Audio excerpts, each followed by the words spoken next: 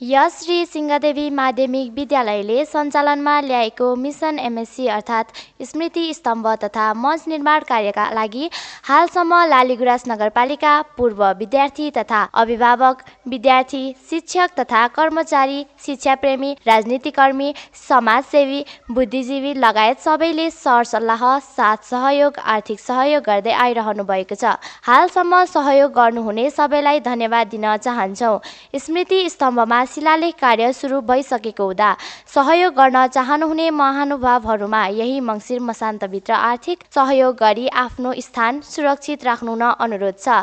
शिलालेखमा हालसम्म विद्यालयलाई रु 5,000 भन्दा माथि सहयोग गर्नुहुने महानुभावहरूको नामावली राखिनेछ। साथै यस कार्यको सफलताको शुभकामना सहित लालीगुराँस नगरपालिका वडा नम्बर 8 बस्नुहुने कुमार कार्कीले आफ्ना स्वर्गीय हजुरबुबा देवी बहादुर कार्की र हजुरआमा कौशिला कार्कीको स्मृतिमा नगद रु 7,777 आर्थिक सहयोग गर्नुभएकोमा हार्दिक धन्यवाद व्यक्त गर्न चाहन्छौँ। यस कार्यलाई सम्पन्न गर्न विद्यालयलाई अझै पनि रकमको अपुग भएको हुँदा यहाँहरूको सहयोगको अपेक्षामा छौँ। धन्यवाद।